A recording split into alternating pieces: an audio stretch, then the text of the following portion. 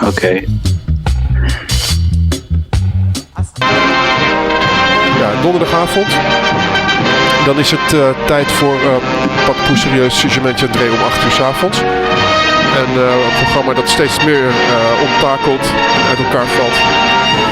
Toch gaan we een stuk door. Met vandaag. Ik hoopte te hebben Ingeborg Beugel.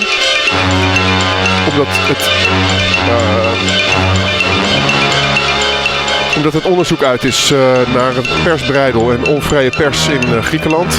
Urbanisering wordt gezegd. En alsof dat niet erg genoeg is. Nou ja, het is goed dat er dan aandacht voor is. En ook gewoon in echte kranten. Die mensen lezen. En nu.nl.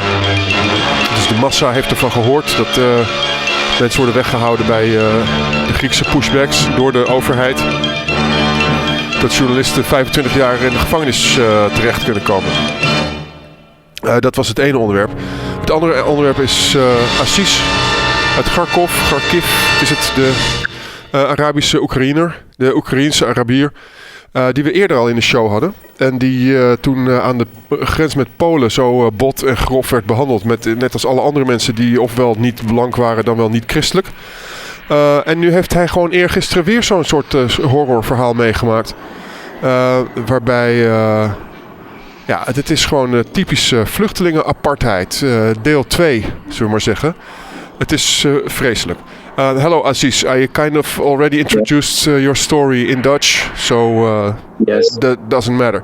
We had you in our show a couple of weeks ago, and then you told our story about your adventures or the traumatic bad experience you had at the border of Ukraine and Poland, of Yes. racist border guards of both countries.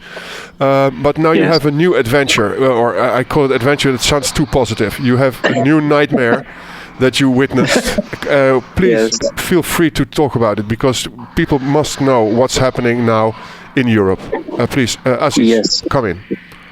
Yes. So basically, there was a friend of mine. He's a TV host, a famous TV host, and he wanted me to get his family to Ireland, and that's a normal process. They think that there is a much better opportunity for them. They could flourish there and work there and get their lives back to normal. So he entrusted me of getting them to safety, and I had a good relationship with his girlfriend in Kiev. So they knew me, and it was easy to communicate with her because her English is much better than the rest. Mm-hmm. So once we decided on the path or on the route, I told her to come and join me here in Amsterdam, and we can go and try to find our way with the help of the Red Cross. Unfortunately, the amount of the sabotage of this trip was so enormous. First of all, they didn't want to give us in Amsterdam Red Cross. They didn't want to give us any clear information. How is the best way of reaching Ireland? The best way would have been through ferry. We would have gone to France and took a ferry from France to Ireland. Mm-hmm. But they preferred to put us on a train to Brussels. And they didn't give any clear instructions. If we have went to Paris, it would have been much better. Mm-hmm. So it's misinformation.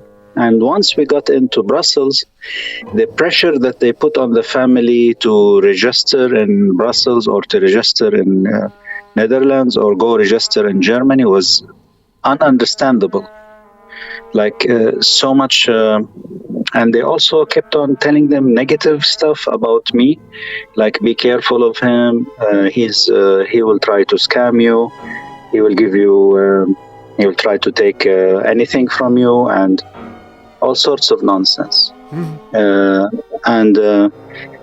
Yeah, and the final result is that when I saw so much pressure, and the lady was just broken, like she started crying, and she lost trust in me. I had to fight so hard to retain that trust again, to a point where I had to start being confronting with every person I meet, and I say, you said this and this is wrong, and what you're saying is not correct, and I have to keep on pushing to get the narrative correct. Yeah, what were they saying, for instance? For instance, somebody just stood there talking for 45 minutes. He's a guard in the train station, and he felt that his duty is to give us information from his experience. He told us that they cannot go to Ireland because in Ireland it requires a special visa, and it's like the UK, and it's not within Europe. And all of this is nonsense, because the Dublin Accord was signed in Dublin. Yeah. So why would it be signed in Dublin if it's not a member of European Union? And I kept telling him, this is the official site. Look here, and he will deny the official site of the ministry in Ireland. Oh, terrible! And it is very terrible, because he had so much, trying to put, his voice is very high, and he's talking in confidence. And I worked as in the military, and I know these things, and I know I've been working in the border control, and I know this. And the poor girl, she was destroyed because so much pressure was put on her for hours. And they wouldn't let us go. Like, they would say, okay, go buy air ticket. So I went and I bought the air tickets. I bought so it was really horrible. And why? There was no need for them. No need, but why would they do it? Someone from the Red Cross and a guard. Yes. Why? And a security guard from the train station, because it's the mentality of just being the door control, like they don't want anybody to pass through. I don't know. And also me being there is they had this mental problem of me being with them. Like, why is this guy who's basically from a Arabic culture, from an Islamic culture, why is he helping you? Yeah. And it actually caused them a lot of troubles, to a point where they changed their shelter from hotel to a shelter, just because I was with them. And they did not need to sleep. They needed to keep on going. They wouldn't mind going to Paris and taking the boat. No. And sleeping on the boat and train instead of sleeping in this very horrible place that they chose for them. The experience was so horrible. And the problem is that they were talking in French and in Russian, and they assumed that I didn't understand what they're saying. Yeah. One of them clearly said, when he was issuing the boarding tickets, when he was talking to his boss, that boss, one of them is a Muslim. And he was referring to me. And I seriously don't understand why people are so stupid. Like, the laws are very clear. Anybody who's a Ukrainian national, like, one of the stupid things is we have 2 kids with us. Yeah. So the kids do not have any passport and they do not have any ID. There is no need to have an ID for a child, because usually they don't need to get a driving license or to go get a job. Yeah. They just go to school. They need a birth certificate. That's it. So we had birth certificates with us, and he was like investigating the birth certificates. What is wrong with you? There is a family. Yeah. They have only one passport. They have national IDs, because none of them thought that he's going to need to leave his country. Yeah. And they're standing in front of you, and you want to start to investigate and be smart. And even the guard who was the police control later on started shouting at her in French and in an abusive language. And he was telling her, do you have family in Ireland? And she said, no, I don't have any.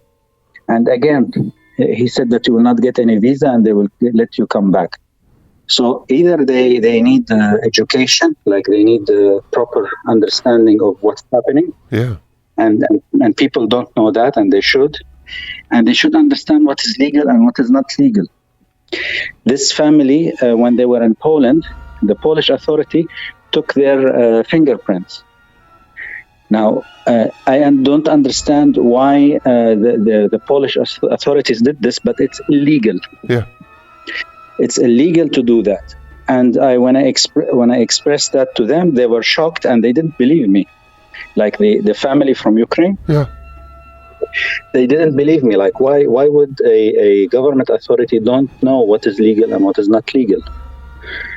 And I told them it is not legal because this is not your final place. You were passing through Poland. They don't have a right to take your fingerprint. So it was all a horrific experience.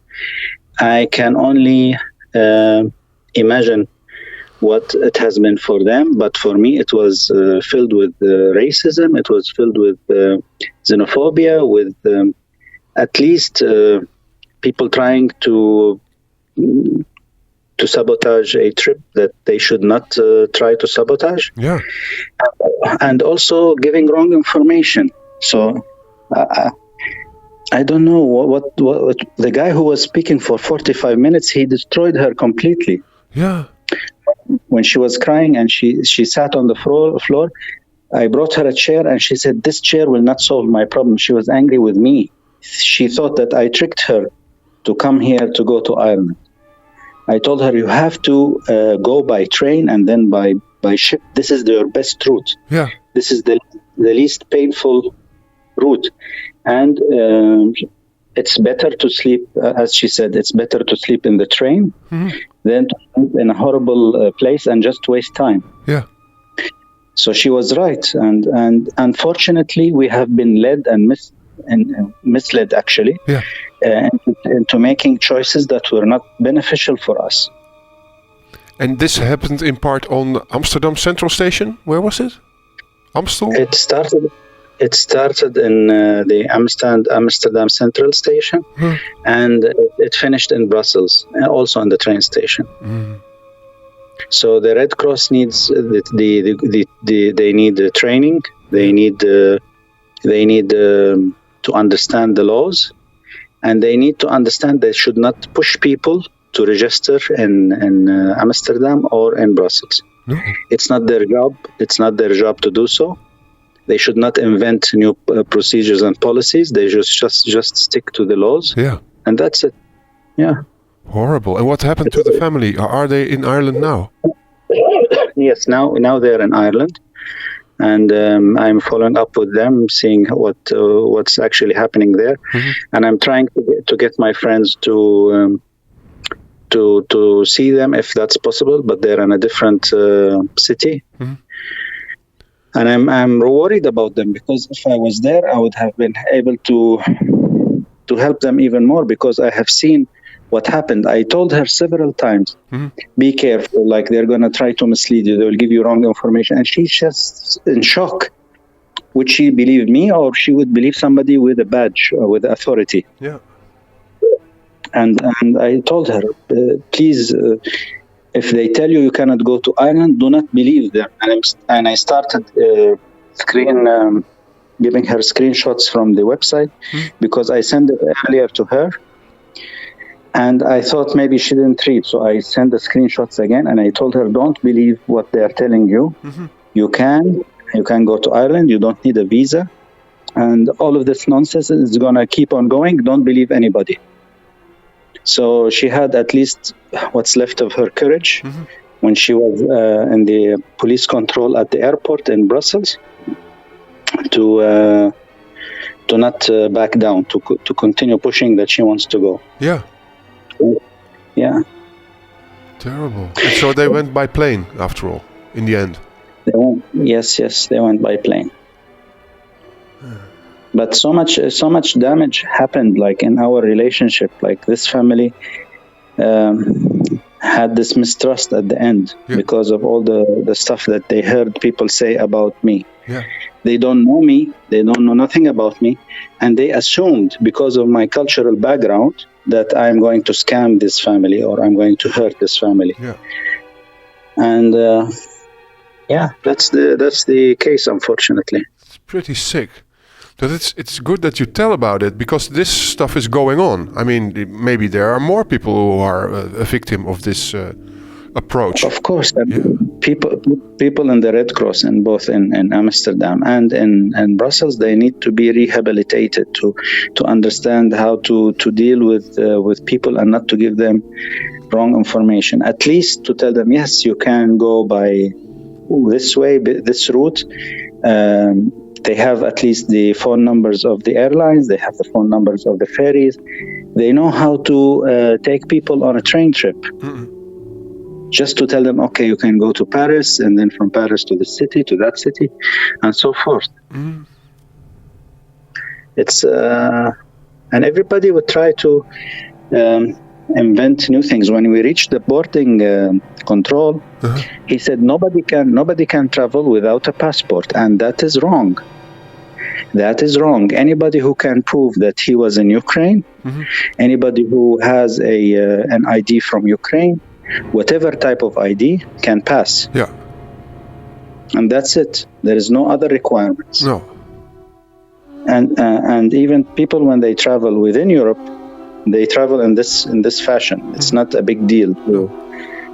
But unfortunately, people just want to show authority or to show control. I don't know what's going on, but it's really sickening, because it's not only in one place. It happens frequently.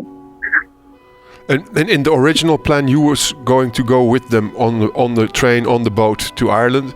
And in this version, you decided not to go on the plane, or she was estranged from you already so much she didn't want you to come along, or what? Exactly. It was. She felt like it's a loss of trust. It's not only with her; it's with the whole family. Yeah. Because her sister became so anxious, and she started communicating with everybody, trying to understand what's going on. Mm-mm. And the people are so xenophobic, like they just are afraid of everything that is different. Yeah. And that is painful. Yeah. Because all you think about is, I want to go to safety, I need to settle down, I need to get to my business, to rebuild whatever was destroyed. Mm-hmm. And you meet these people who are so distant. Yeah. Like they are in a different bubble completely. Yeah. Yeah, I think they are. Yeah. It's horrible. And this, well, the only person who had helped me is one guy in Brussels, and the Red Cross, who genuinely did help. Mm-hmm. Was a person of clear mixed background. Mm-hmm. And he was the only person who said, yes, I will call the Irish embassy, I will call the airport, and I will get you information. And he did. Yeah. He told us that we can take the plane. He told us, like, you need to go and try. He ensured that we took the proper transport. He was the only person. The others were horrible. Like, the information that they had was wrong. The information that they provided was misleading. And all of them, they just want to sabotage this relationship. I don't know why. It's really, for me, it was catastrophic, because I knew this family, I know this gentleman from the beginning of my visit to Ukraine. Mm-hmm. I don't want to lose him as a friend. No. He later sent me a very horrible message, like, what are you doing? I don't understand what you're doing right now. Yeah. And I told him, please understand that the information that I'm giving is 100% accurate. Yeah. And he could not understand how come people all through this trip from Poland to Brussels are giving wrong information. It must be me who's giving wrong information. If there's 20 people saying something and you're saying something else, the person with doubt, the one person, not the 20, not the majority. No. So, yeah. What a horrible experience. It was, and the word that I heard from the guy who was doing the ticketing, like giving the boarding for the tickets, when he said that he's a Muslim, it's like it clarified everything for me. Yeah. Like, unfortunately, even if I had the right information, if I was trying to help this family, my existence hurted them. But how did they see you're a Muslim? You look too Muslim. I don't know. Well, they just asked my name. Oh, and once he asked my name, yes, and then he when he was talking to his boss, he said there is a Muslim with them. Like, I don't know how is this a significant piece of information? Like, is he saying like what will he do if I was a Muslim Tatar from Ukraine? Yeah. What will he do? He will deny me the I have no idea. This is a thing. Also, there's this the mixed race Ukrainians who are stranded. Also, who have one at least. Well, yeah, they would have a hard time. Yeah, but they ought to be evacuated as well. Or not? I don't know. I don't know what the war is like really, or in what place of Ukraine you can still be or have to go. I'm not sure about that. In west of Ukraine, it's more safe, but some cities you cannot even get out of at the moment. No. When the war started, it was difficult to go out of Kiev because all the metro stations were used as bunkers. Mm-hmm. So they stopped all the movement, and we had to walk like from one metro station in the center of the city out to the outskirts of the city. We walked for about like 6 hours. So if there is a family with children and pets, it's a nightmare to get out of the cities. It's not easy. And the other thing is that I remember now from the incident in Brussels, there was gypsies who came from Ukraine. Yeah.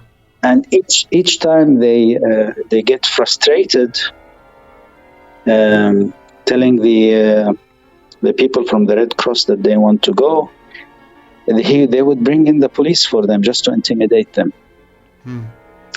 And I'd like to understand, why would the Red Cross require the assistance of police with a lady?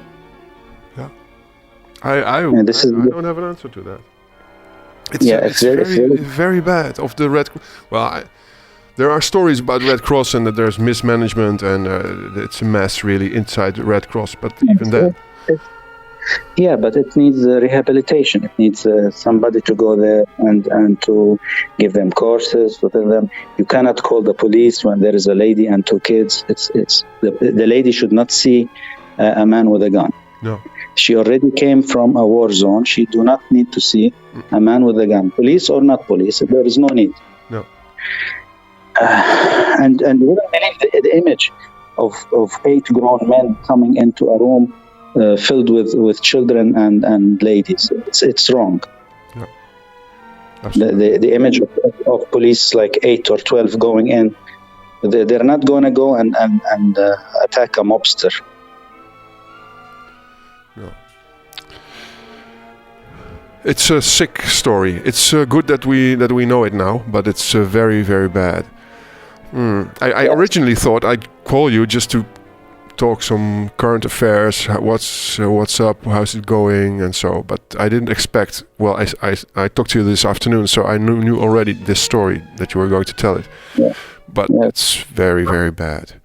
But what are your if something jumps up in your mind that you want to say about this horrifying travel from Poland to Ireland? Please do. But do you have any things to say about what happens in the past couple of weeks in Ukraine or in Holland or in between? Well, during the the passing through on the border, I remember one incident that I didn't cover the last time, which was that there was a theater, which is like it's very sarcastic, but in a situation where there is no shelter for foreigners, and there is no toilets, there is no medical help, there is a theater which is operated, I think, with the Commission, Union Commission, and you will have the play there, like characters like Mickey Mouse or something like that, and some tricks and some acrobatic things, and you'll see the European kids sitting in the first 3 rows, and behind the cage, like there is a steel cage, and behind it are the foreigners and their kids.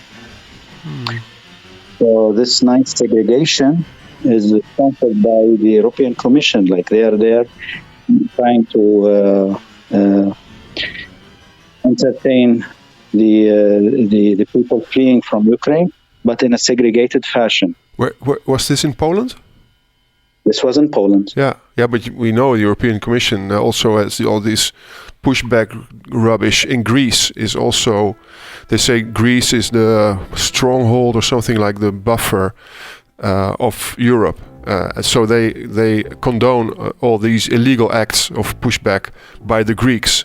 So it's a double play that they're doing. The European Commission, they're fascists. But anyway, they're not supposed to, and they're out of line, and they're illegal. But they're doing it. But this also, I don't think that the European Commission has put out instructions how to fill the theater. But in practice, you see what happens. Yes, they see it because they are there. It's not only the European Commission which is there. It's his embassies. The embassies that were there trying to evacuate people, they saw this with their own eyes. And until now, we see nothing official on this matter, that people fleeing from Ukraine should be in one line without distinguishing between one people or the other. Yeah, of course. Yeah. And if you want to entertain children, you just put them together and ask them to play. They will teach us all a lesson about how to deal with each other. Right. Yeah. They will play soccer. They will have fun. They will, if there is a show, they would laugh together. And they'll become friends. Yeah. So I remember this last night when I was trying to write my story. And I totally forgot about this. Like I since coming from the border, I completely forgot about this story. But I remembered it recently. Yeah, write it down well. Yeah, that's good. Oh man, what has happened? First 2 years of COVID, and now you get this kind of fascist rule. I don't know how to. Also, this whole thing about spending just everybody, all this government saying, oh, we're going to spend billions and billions on arms. Why? Because, I mean, you can spend billions on arms, but that's not going to stop the war there or any time. It's just getting more trouble in the future.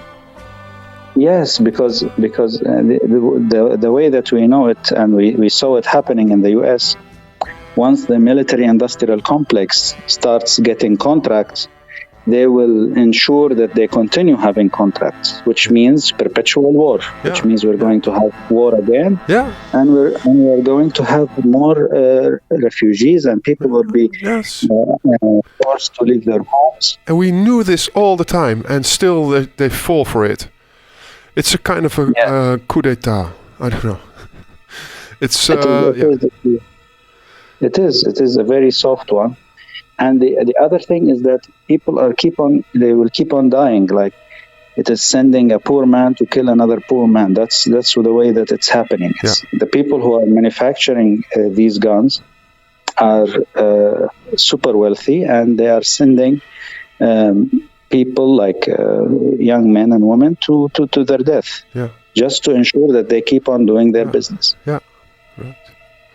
And again, more people will die, and more people will need to relocate and get out of their homes and their places. And at the same time, we have a kind of environmental collapse, and we don't know what the weather will be next week or next half year. If we will drown or dry or burn, that's that's a thing that should get some attention. But no, it doesn't. Yes. I wish there was something nice we could say. Also, last week you weren't there, but then we had also all kind of depressing stuff. That was about the refugee camps being evicted to let Ukrainians in Greece. Yeah. We talked about with Ingeborg, who I can't find now. So I don't know. Often she falls asleep. That happens sometimes. But she's ill also. So definitely, she's not going to be in a good condition if she's covering these stories. No, and then she's also kind of tried. The government wants to put her behind bars, like many like critical journalists in Greece. That's what I wanted to talk about with her, because there's a report out yesterday about the way that the press is treated in Greece nowadays, which is very bad. And if you write stuff that the government doesn't like, they can lock you up for 25 years. Yes, that's the EU. I mean, that's what the European Commission says, that they are the fighters of the EU who will protect the EU. Well, that's nice. That's not nice. That's horrible.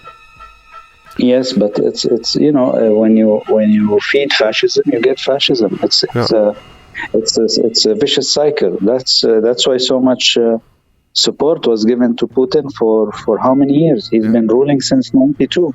Yeah, right. So since 92, they've been feeding him, making him wealthy and happy, and he's investing in making his country more fascistic, so that when we have a reaction to him, we can also take fascistic measures.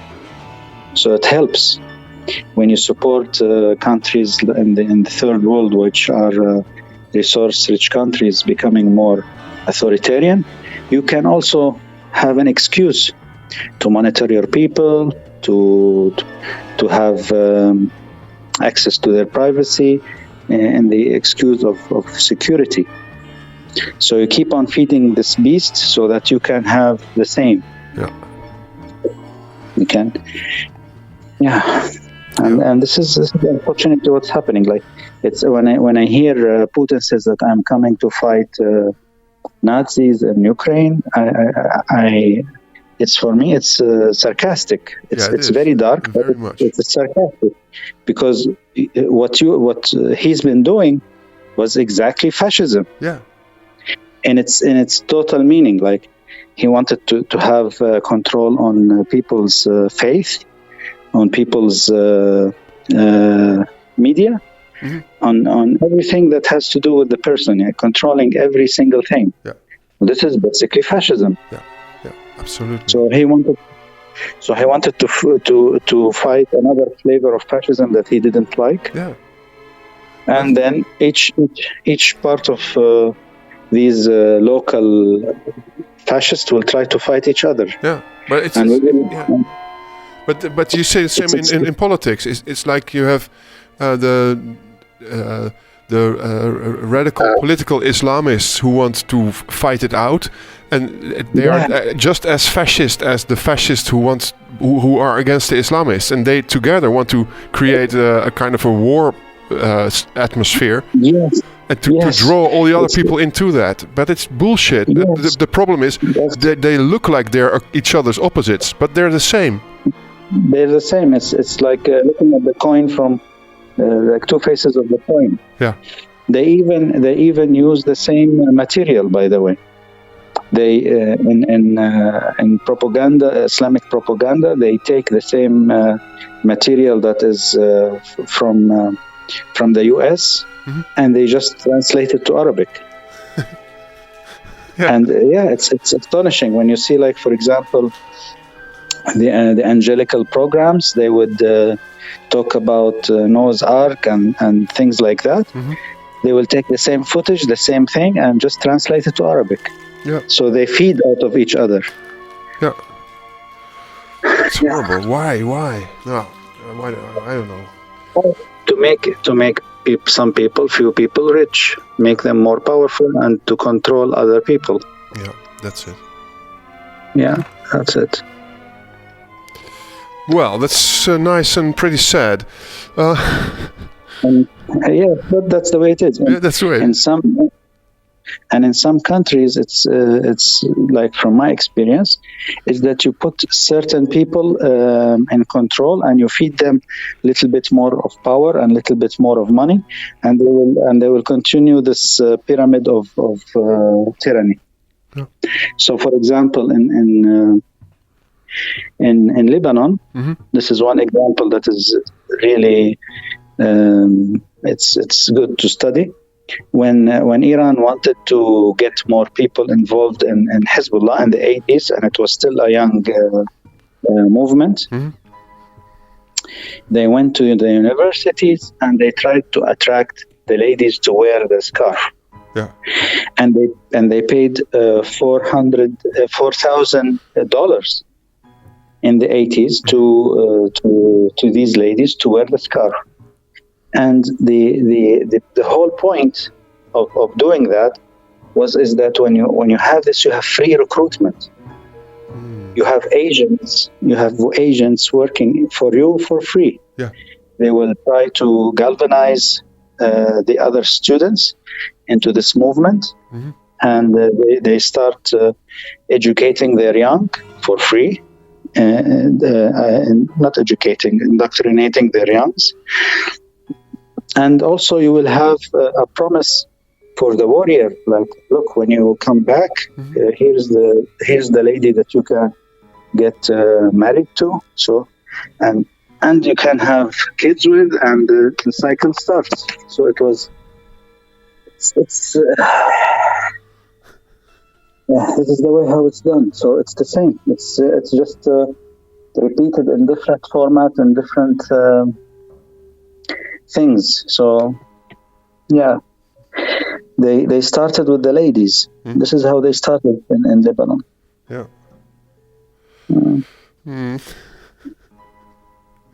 Don't you know a good joke? So no, you can go on if you want.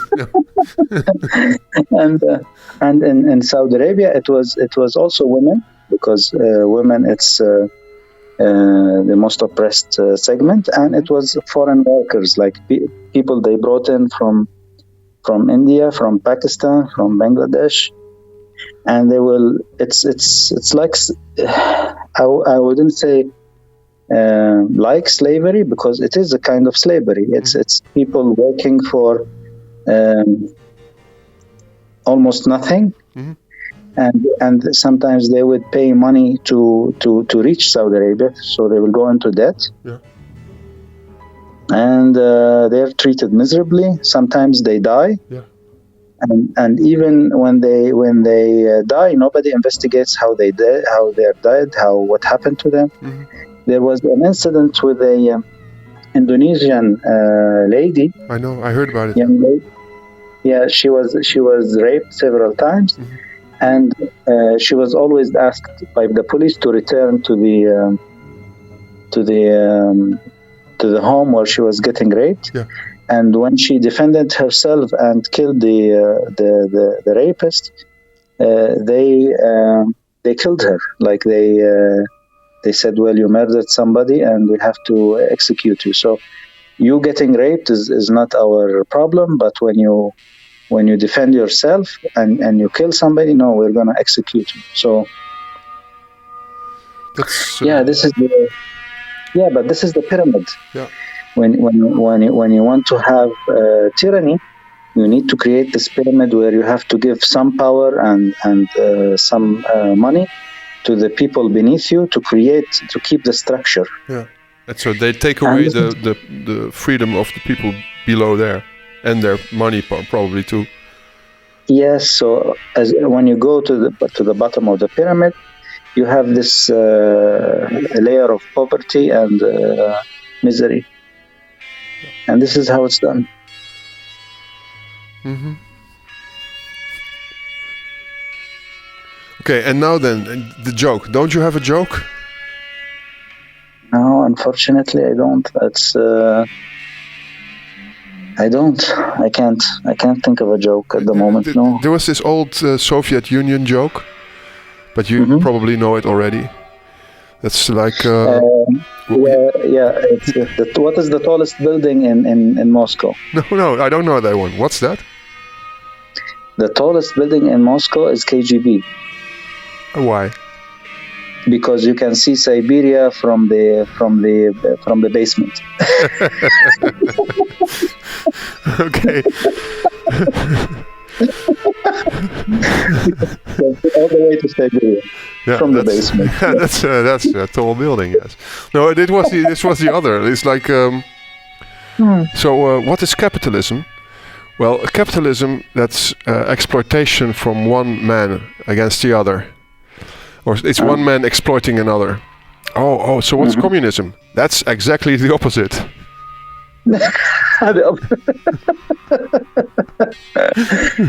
It's just another man doing the other. Yeah.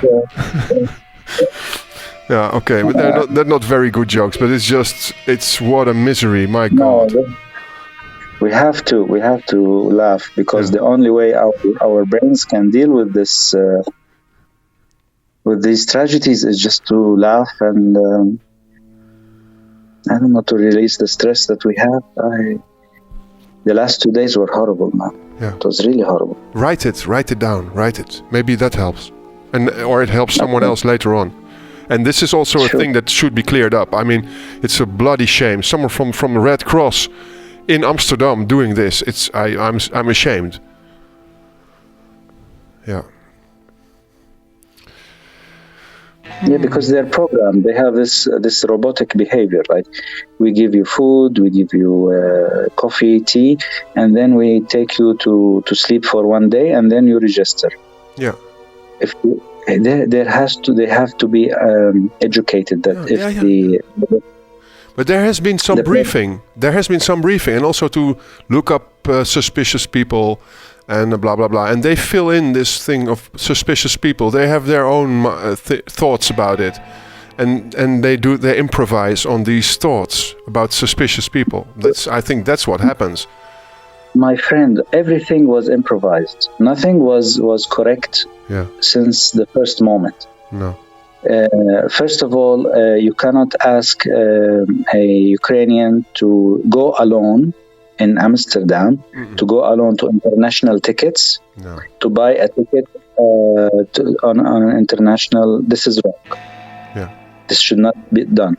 It should be that the person from the Red Cross takes the refugees, book them on a train, and even if they are not there, he should go and do this process on their behalf. Yeah. Then he should escort them to the train, seat them, make sure that they're okay, make sure that they have water and food during the train ride, and leave them. Yeah. Leave them to reach their destination in peace. Yeah. Don't suggest going to sleep that night. Don't suggest anything. Yeah. And this is what it should be done. They should make the phone calls, ask the best route, find the best route. In France, it's not like this. In France, the people are trained to do exactly what they should do. Yeah. My friend went to France and he didn't have any problem. Not at all. He left on the boat without any issues. No. He and his wife and his little baby. Yeah. His baby was born like a month before the war. Yeah. That's a very little baby. Yeah. It's tiny. It's until now 3 months and they can't sleep. The poor people. He's still it's a very tiny baby. Yeah. Well, I hope your relationship to this television host will be better, and they will finally understand what happened when the dust settles. Yes, I think last night I had to invest something like an hour sending him messages, telling him exactly what happened, trying to resolve this thing, and me contacting the family, asking how they were. It was also beneficial. So yeah, hopefully things will be restored. But it's painful. Yeah, man. It's. I don't know how to express it in words, but it's really painful. It's. Yeah. It is. I understand that's very bad. And well, what to do? You just have to.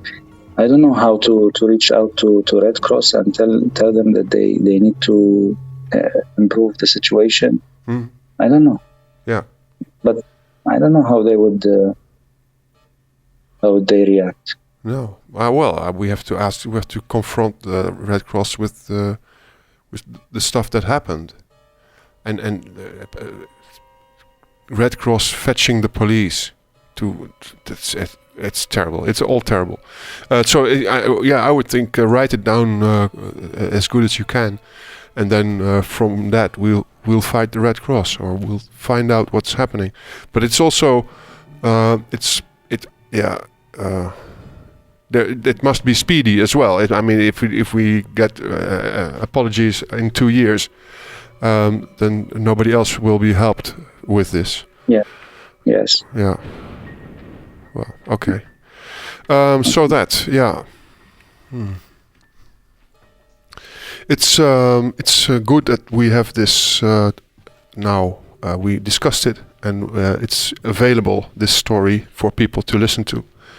I'm going to call it Refugee Apartheid Part 2, because it's already the second time that we had you in the show with this same problem.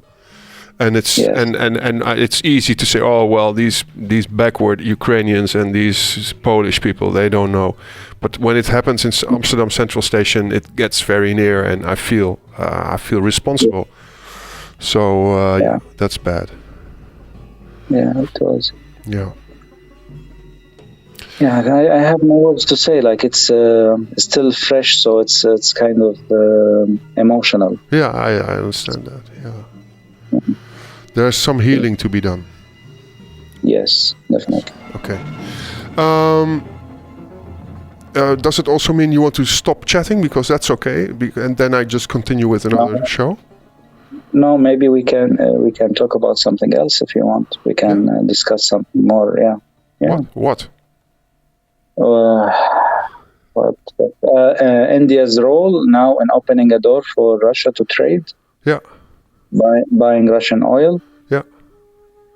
That's another fascist. This yes. Modi. It's all. Modi, yes. Yeah. He's promoting Hindu nationalism, and and he finds the relationship between India and Russia is very long, since the Soviet times. Mm-hmm. But even now, like when the US and Europe is trying to convince Modi not to buy Russian military equipment and systems, they don't want to pressure Modi so much, because he's balancing the situation with China. Yeah.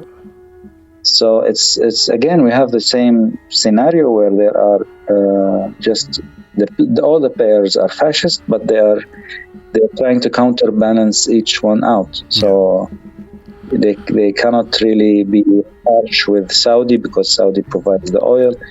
They want to ease the sanctions with Iran so that they can have more oil. Mm-hmm. And the hell with human rights and stopping the war in Yemen, or stopping the shenanigans of the region. It's the same all over the place. Mm-mm. It's just... Also, this hero role for Erdogan of Turkey, who is suddenly accepted again, and even Prime Minister Rutte shaking hands with him.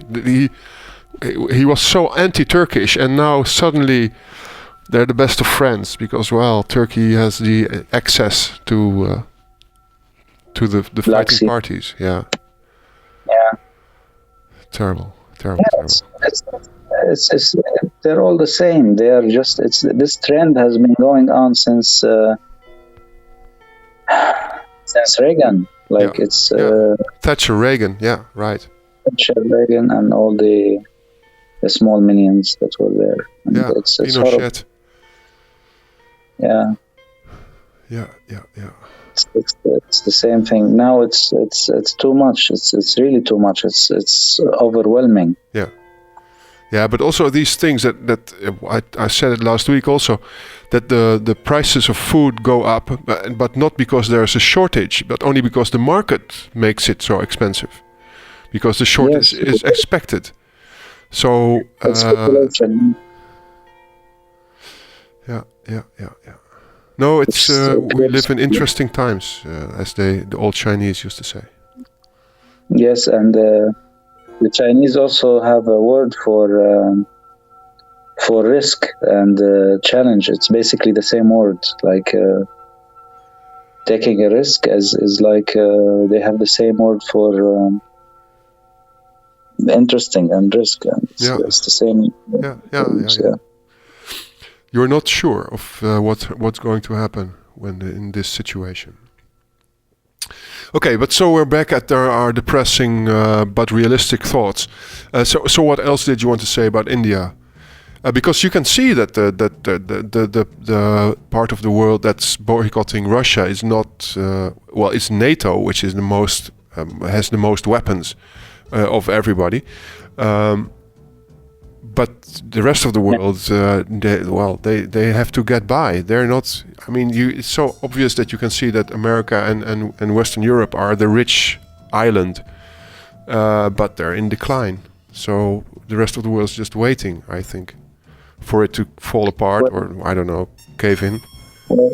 Well, for NATO, I think the main problem was not NATO as one unit. It was just the U.S. When the Soviet Union fell, they went into this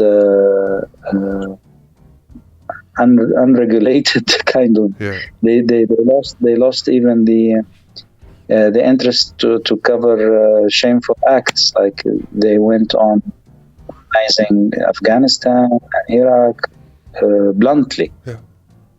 But their media kept on showing something else, but everybody saw that the bad guy was the US, and actually people were perceiving that the US is the greatest threat, like until now.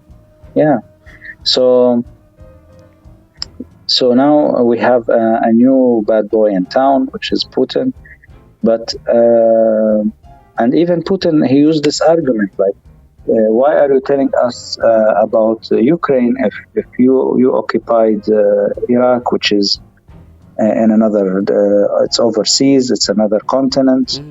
Ukraine is next to us, and they use this rhetoric, this argument, which is also false. But if the US didn't have dirt on them, the Russians wouldn't have this excuse. Yeah, but the Americans are the empire of evil. I mean, the whole NATO is the eastern defense of the United States, and they don't care about any of the other NATO countries except for themselves. And especially a land of like the Netherlands are really a vassal of America, and we have no real autonomy in this sense. And if you also see the Prime Minister and the ruling people in The Hague, they will always do as the Americans tell them to. Because that's the role of this country, but it's not that we will be protected by the Americans. I don't think so. We have to buy their weapons and spend money in America. That's what is important. But for the rest, we're just a toy in their hands. Like the rest of NATO is not important really for America, only for a place where you can sell your arms, because that's what you see, that there's a we're going to buy gas, this fracking gas from America to get away from Russian gas. We will buy this stuff that destroys the environment in America, for one, and we'll buy billions and billions of American weapons. So they're profiting hugely from this war. It's terrible. Of course. That's the point. That's the main point. Is to keep this business going. Yeah. It's the same for Russia. It's the same for Turkey. Yeah. Turkey now is like showing off in its media. Mm-hmm. Like look at our drones. They have proven their effectiveness in Azerbaijan. They've proven their effectiveness in Ukraine, in Libya, and in Libya. The son-in-law of Erdogan is it who has this thing, right? Well, it's no surprise to me because it's very natural that you have they're in the same group. Mm-hmm. If it's not his son-in-law, it could be his friend, it could be his relative. Right. Because it's all one group, it's all one club. Yeah. It's like the Putin's cook with the Wagner group. Yes, they're all in this small circle of people. Like, of course, definitely money will get focused and concentrated in this group. Power will be concentrated in this group, and this crony capitalism that we are living in. Of course, it's going to have this illness. It used to be less in the past, but now it's. Trump was the icon of this. Like. Yeah. Right. So what can we do? Direct action, but we have to be careful and and do it the right way. Yeah. Too much to be done. Yeah. Okay. So there's too much to be done. Yeah. And the problem is that it is easier to appeal to the evil side of the human than to appeal to his good side. And this is problematic. No. Yes, it's just a trick. It's just a trick. It's a part. There's one party who wants to mobilize the evil side of humanity, and it has to be active and do things to make the people angry at the wrong things, and that's our whole world. But they have the resources. Of course, they're fucking rich, and they only get richer. So they have enough resources. Yeah, right. Yeah, absolutely. And they have a lot of minions who do this work for them. Like they have so many people that are willing to go into a fight with people like them just to keep the few of them rich. This is how it is done.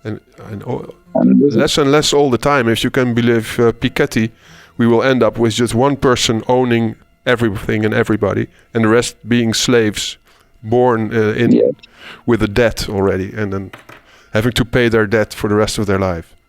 Something like that. Yeah. So, I don't know another joke at the moment.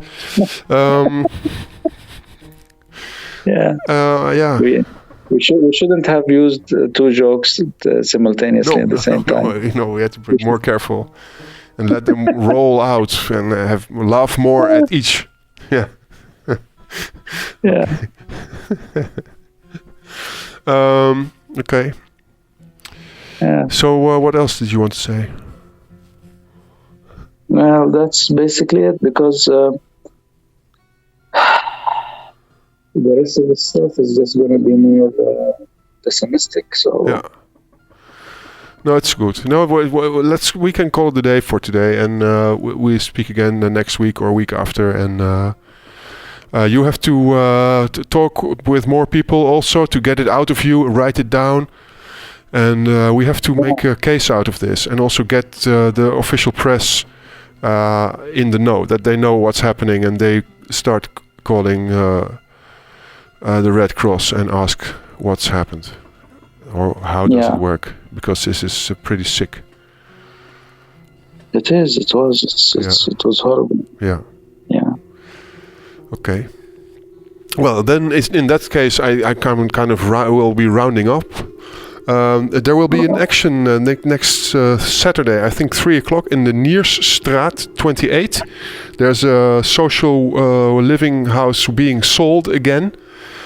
so that not the grandmother, grandparent type old person from the neighborhood can live in the neighborhood, but on the ground floor. No, they want money. So it was really used in the old times for the poor people, but now you can pay 595 euros. 1000 euro's kostenkoper for this place. Nierstraat 28. Dus dat is waarschijnlijk 3 uur. Sorry, I switched to Dutch. That's probably 3 o'clock in front of the address Nierstraat 28 in Amsterdam. To protest the selling of social housing to capitalism. This is a demonstration that's held every week when they find another house that's been sold off. It's a rental house really for poor people, and it's sick, and that's a thing happening all the time. So that's from our friends of Niet te Koop, not for sale, to protest the selling of this house. That's another news that I had to tell before we stop.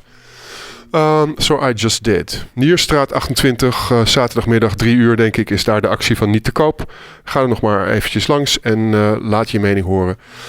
Okay, so Aziz, I want to thank you very much. Thank you for this opportunity, and yes, I'm gonna write it down. Yeah. And hopefully we'll get the words to. We will. Get something done. Yeah. Okay. Then I also start the end tune and we'll just move on. Thanks. Thank you very much. And see you soon. Okay. Bye-bye. Bye. Oké. Hey, aan de lijn toch, Ingeborg. Het fijn dat je aan de lijn hebt gekregen. Ja, ik had je al een beetje aangekondigd. Er is een rapport verschenen over de Griekse persvrijheid.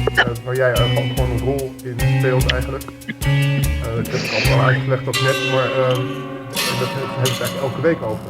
Maar er is ook een reactie gekomen van de Griekse regering. Vertel even, hoe gaat het daar?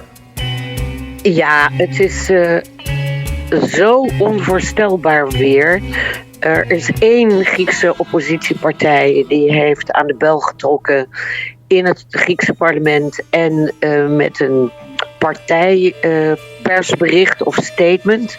En daar heeft de Griekse regeringswoordvoerder krankzinnig op gereageerd, namelijk met de woorden: wat schandalig dat een Griekse politieke partij zo antipatriotistisch is dat het politiek misbruik maakt van een rapport dat de Griekse regering, het Griekse volk en de Griekse instituties beledigt. En wat er in dat rapport staat, daar is niets van waar. Met andere woorden, de Griekse regeringswoordvoerder heeft exact op dezelfde manier gereageerd als op 9 november premier Mitsotakis tijdens die persconferentie, waar ik zowel premier Rutte als premier Mitsotakis scherp geformuleerde vragen stelde over de pushbacks die de Griekse regering uitvoert. En dat weet de hele wereld. En toen riep de Griekse premier, die gilde eigenlijk: je beledigt mijn office, dus mij als premier, het Griekse volk, de Griekse instituties, en er is allemaal niks van waar. Ja. Het is dus kennelijk een soort Griekse regeringsriedeltje. En volgens mij heeft die Griekse regering niet in de gaten hoe belachelijk ze zichzelf maakt. Er is ook, dat is ook net nieuw. Maar is het niet gewoon van, het zijn fascisten? Zij zeggen gewoon wat zij vinden dat het is, en daar moet je het mee eens zijn. En anders, ja, je telt sowieso niet mee. Is dat het niet? Nou, dankjewel. In de Nederlandse media wordt de Griekse regering als rechtsconservatief iedere keer beschreven. Maar ik ben het helemaal met je eens. Dit gaat ver voorbij rechtsconservatief. Dit is racistisch, xenofoob, fascistisch. Ze liegen dat het gedrukt staat. Ja. En ja, dat is... Ik heb net een uur ongeveer gepraat met Aziz, de Arabier uit Oekraïne.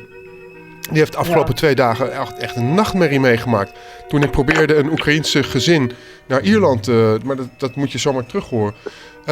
Die gewoon er is een islamiet bij. Toen moest opeens alles werd anders. Ze begonnen die mensen voor te liegen. Ze begonnen te zeggen van hij gaat misbruik van u maken. Het waren mensen van het Rode Kruis op het Centraal Station van Amsterdam. Dus ik ben er echt helemaal woedend over eigenlijk. Maar ik interrupeer je. Maar goed, de luisteraar die heeft dat net gehoord waarschijnlijk. Maar jij hebt dat nog niet gehoord. Ik ga het absoluut terugluisteren. Okay. En tot mijn grote verschrikking verbaast me dit niet. Dat is pas erg als dit me niet verbaast. Ja. Want we hebben alle verhalen gelezen over de Afrikaanse met moslimachtergrond studenten, waarvan er heel veel in Kiev waren. En die ook op die vluchttreinen zijn gestapt en die ook in die vluchtbussen zaten. En die zijn er bij de Poolse grens, omdat ze een huidskleur hadden, uitgehaald. En de blonde orthodoxe Oekraïners mochten wel de grenzen oversteken en de Afrikanen niet. Hij vertelde net over een circus en dan mochten de blanke Oekraïnse kinderen zaten apart van de niet-blanke Oekraïnse kinderen. De EU had daar een circusvoorstelling geregeld. Dit geloof je toch allemaal niet. Kijk, als de Oekraïense horroroorlog, daar zijn we het allemaal over eens, één ding heeft blootgelegd, dan is het wel het diep gewortelde racisme van Europa. Ja, totaal. Zowel in Nederland als in Griekenland als in alle andere landen. Het is Europees. En we hebben dus kennelijk van de Tweede Wereldoorlog helemaal niets geleerd, maar dan ook niets. En dat is, beyond stuitend. Er is ook, dan moet je even om janken en tegelijkertijd is het een soort van helse black comedy. Het is echt, wij van WC Eend adviseren WC Eend. Ja, dat is het. Er is dus de zogenaamde onafhankelijke transparantieorganisatie van Griekenland. Die heeft onderzoek gedaan, zogenaamd, naar alle buitenlandse publicaties zijn er geweest met overweldigend bewijs van die barbaarse pushbacks. En de Griekse onafhankelijke zogenaamd transparantie, dat instituut heeft geconcludeerd, er is niets van waar. Er worden geen Griekse pushbacks gedaan. Ja. En dit wordt gewoon gepubliceerd. De Nederlandse media zwijgen erover. Ja, ik kom iedere keer met hetzelfde outcry. Het is beyond George Orwell. Ja. Het is zo bewezen als wat. En dan komt deze Griekse zogenaamd onafhankelijke organisatie met deze conclusie. En die wordt met veel bombarie gepubliceerd. En het is te krankzinnig, te absurd, te bizar voor woorden. En het gebeurt gewoon. Het is de macht gewoon. En geen reprimande van de EU-commissie. Nee. Want daar gaat het om, hè. Zolang de EU-commissie zwijgt, zolang de EU-commissie geen maatregelen neemt, zolang de EU-commissie Griekenland geen sancties oplegt, dan gebeurt er niks. Ja. En het is wat mij betreft, terwijl ik altijd pro-Europees was, echt, ik was onderdeel van die Europese droom. Die Europese droom is in gruzelementen gevallen. Ja. Er is niets meer van over. Nee. Want als de commissie dit toelaat, dan is er dus niets meer. Hey, hond, niet mijn kip opeten. Dan is er niets meer van over. Het is klaar. Het is klaar met alles. Ik heb geen sprankeltje hoop meer. Ja, we hebben elkaar nog. Ja, we hebben elkaar nog, godzijdank. Maar het is... Ik was er niet op tijd, omdat ik bij een politieke bijeenkomst was van die antiracistische tegen de fascistische dreiging bewegingen in Griekenland, soort Griekse bijeen. En dat gaat over de sluiting van dat Eleonas-kamp in Athene. Nou, daar zaten 7 Afrikaanse mensen bij uit dat kamp. Ik ben helemaal ontzet. Ik kan denk ik niet slapen. De verhalen die je van die mensen hoort. Dit zijn mensen die zitten daar al 4 jaar. Hun kinderen gaan naar lokale scholen in de buurt. Ja. En die worden volgende week met geweld uit dat kamp dat dicht moet gezet. En naar een afschuwelijk kamp gebracht. Dat heet Schiston. Dat ligt ver van alles. Waar de kinderen niet naar school kunnen. Geen les krijgen. Ook niet in het kamp.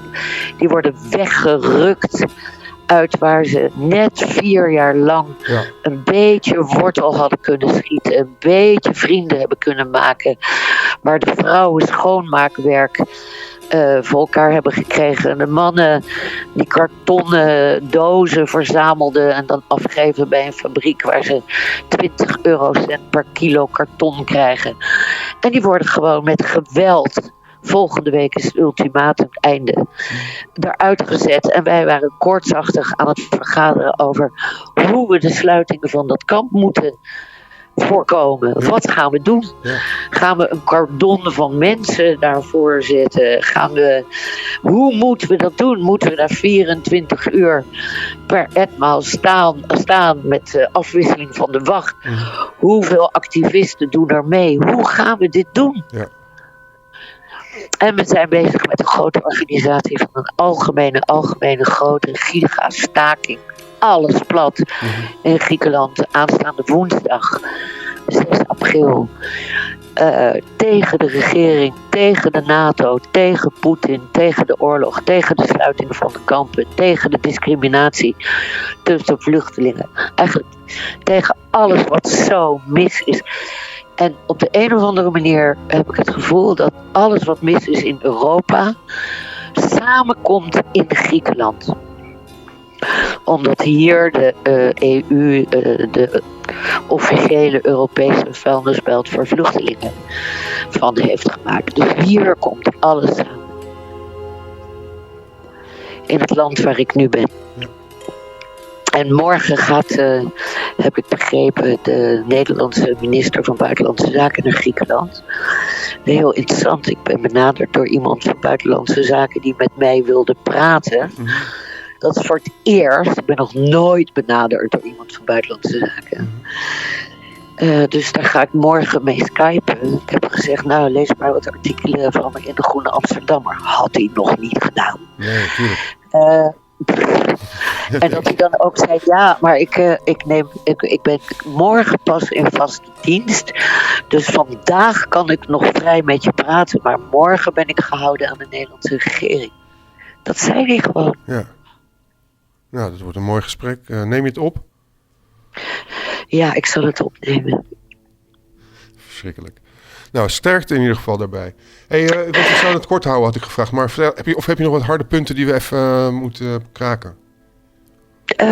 Nou nee, ja, deel wat er gebeurt met de persvrijheid in Griekenland. En blijf vechten voor alle vluchtelingen, zijn allemaal vluchtelingen. Niet alleen blauwogige, blonde, orthodoxe Oekraïners. Ook Afrikanen, Afghanen, Syriërs, Iranezen, Irakezen. Het zijn allemaal vluchtelingen. En ze hebben allemaal recht op bescherming. Ja. Ja, is zo. Er worden al Oekraïners ook weer teruggebracht, hè? Van overenthousiaste mensen met spijt. Oh, really? Ja. Nou, kijk eens aan. Ja. Oh my god. Nou, wat een tijden. Het is wat. Ja, wat een tijden. Nou, godzijdank bestaan jullie. En we gaan gewoon door tot we erbij neervallen. Precies. Zullen we dan hiermee ook afsluiten? En let op goed op jezelf. Jij ook, je gezondheid. Ja, dankjewel. En maak je niet te druk. Zeg ik altijd ook gewoon. We houden dat zeg ik ook tegen jou. Ja, is goed. Oké, liefst. Oké. Dag. Doeg. Ingeborg Beugel vanuit Griekenland.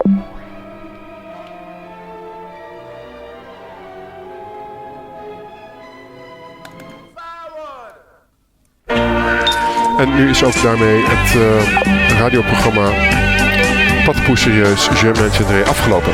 Volgende week zijn we er weer, want op de een of andere manier gaat het toch door. Dan ook weer nieuws, actualiteit, activisme, kunst. Wat we bijna niet hadden vandaag, wat alleen maar narigheid en racisme. In Nederland, van het Rode Kruis, op het Centraal Station. Luister het nog eens terug, het is echt een schande. Daar moeten we echt iets tegen doen. Maar dus, kom met je tips en dingen en stuur een kaartje naar onderstaand adres. En dan spreek ik je snel. Dag, bye bye, zwaai, zwaai.